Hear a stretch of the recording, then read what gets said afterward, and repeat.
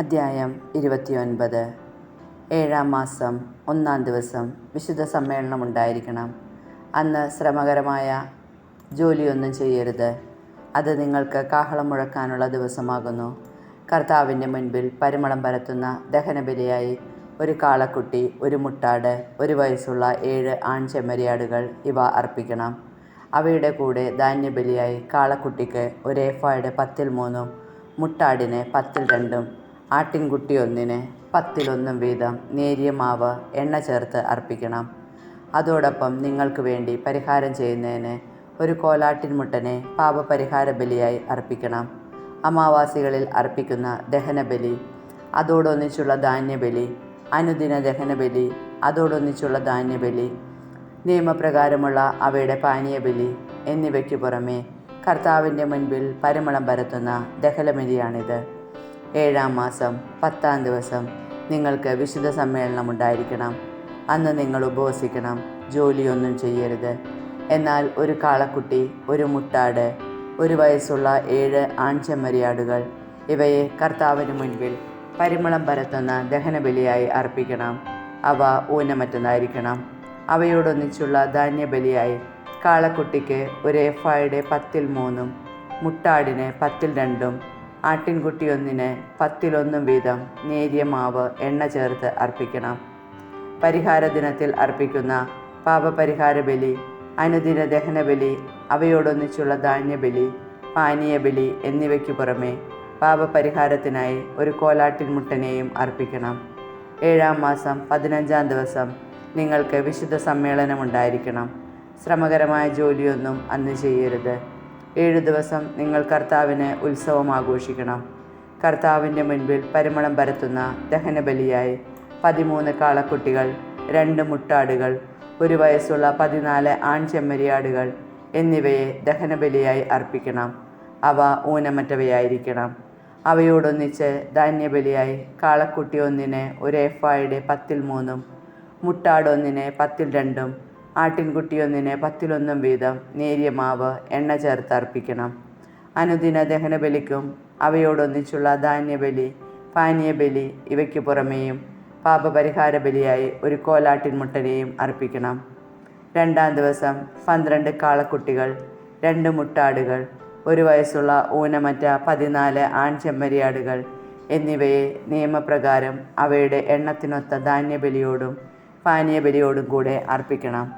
അനുദിന ദഹനബലി, അതോടൊന്നിച്ചുള്ള ധാന്യബലി, പാനീയബലി ഇവയ്ക്കു പുറമെ പാപപരിഹാര ബലിയായി ഒരു കോലാട്ടിൻമുട്ടനെയും അർപ്പിക്കണം. 3-ാം ദിവസം 11 കാള, 2 മുട്ടാട്, 1 വയസ്സുള്ള ഊനമറ്റ 14 ആൺചെമ്മരിയാടുകൾ എന്നിവയെ നിയമപ്രകാരം അവയുടെ എണ്ണത്തിനൊത്ത ധാന്യബലിയോടും പാനീയബലിയോടും കൂടെ അർപ്പിക്കണം. അനുദിന ദഹനബലിക്കും അതോടൊന്നിച്ചുള്ള ധാന്യബലിക്കും പാനീയബലിക്കും പുറമെ പാപപരിഹാര ബലിയായി ഒരു കോലാട്ടിൻമുട്ടനെയും അർപ്പിക്കണം. 4-ാം ദിവസം 10 കാളകൾ, 2 മുട്ടാടുകൾ, 1 വയസ്സുള്ള ഊനമറ്റ 14 ആൺചെമ്മരിയാടുകൾ എന്നിവയെ നിയമപ്രകാരം അവയുടെ എണ്ണത്തിനൊത്ത ധാന്യബലിയോടും പാനീയബലിയോടും കൂടെ അർപ്പിക്കണം. അനുദിന ദഹനബലിക്കും അതോടൊന്നിച്ചുള്ള ധാന്യബലിക്കും പാനീയബലിക്കും പുറമെ പാപപരിഹാര ബലിയായി ഒരു കോലാട്ടിൻമുട്ടനെയും അർപ്പിക്കണം. 5-ാം ദിവസം 9 കാളകൾ, 2 മുട്ടാടുകൾ, 1 വയസ്സുള്ള ഊനമറ്റ 14 ആൺചെമ്മരിയാടുകൾ എന്നിവയെ നിയമപ്രകാരം അവയുടെ എണ്ണത്തിനൊത്ത ധാന്യബലിയോടും പാനീയബലിയോടും കൂടെ അർപ്പിക്കണം. അനുദിന ദഹനബലിക്കും അതിൻ്റെ ധാന്യബലിക്കും പാനീയബലിക്കും പുറമെ പാപപരിഹാര ബലിയായി ഒരു കോലാട്ടിൻമുട്ടനെയും അർപ്പിക്കണം. 6-ാം ദിവസം 8 കാളകൾ, 2 മുട്ടാടുകൾ, 1 വയസ്സുള്ള ഊനമറ്റ 14 ആൺചെമ്മരിയാടുകൾ എന്നിവയെ നിയമപ്രകാരം അവയുടെ എണ്ണത്തിനൊത്ത ധാന്യബലിയോടും പാനീയബലിയോടും കൂടെ അർപ്പിക്കണം.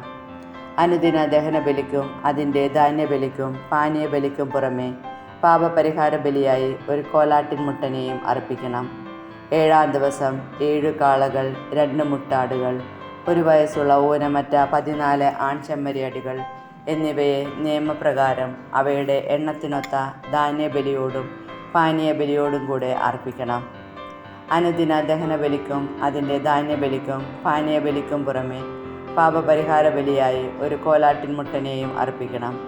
8-ാം ദിവസം നിങ്ങൾക്ക് വിശുദ്ധ സമ്മേളനമുണ്ടായിരിക്കണം. ശ്രമകരമായ ജോലിയൊന്നും അന്ന് ചെയ്യരുത്. കർത്താവിൻ്റെ മുൻപിൽ പരിമളം പരത്തുന്ന ദഹനബലിയായി ഒരു കാളയെയും ഒരു മുട്ടാടിനെയും 1 വയസ്സുള്ള ഊനമറ്റ 7 ആൺ ചെമ്മരിയാടുകളെയും അർപ്പിക്കണം. നിയമപ്രകാരം അവയുടെ എണ്ണമനുസരിച്ച് ധാന്യബലിയും പാനീയബലിയും അർപ്പിക്കണം.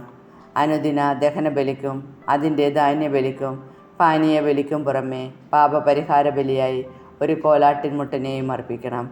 നേർച്ചകളും സ്വാഭീഷ്ട കാഴ്ചകളുമായി നിങ്ങൾ സമർപ്പിക്കുന്ന ദഹനബലികൾ, ധാന്യബലികൾ, പാനീയബലികൾ എന്നിവയ്ക്കു പുറമെ നിർദ്ദിഷ്ടമായ ഉത്സവ ദിനങ്ങളിൽ ഇവയും കർത്താവിന് അർപ്പിക്കണം. കർത്താവ് കൽപ്പിച്ചതെല്ലാം മോശ ഇസ്രായേൽ ജനത്തോട് പറഞ്ഞു.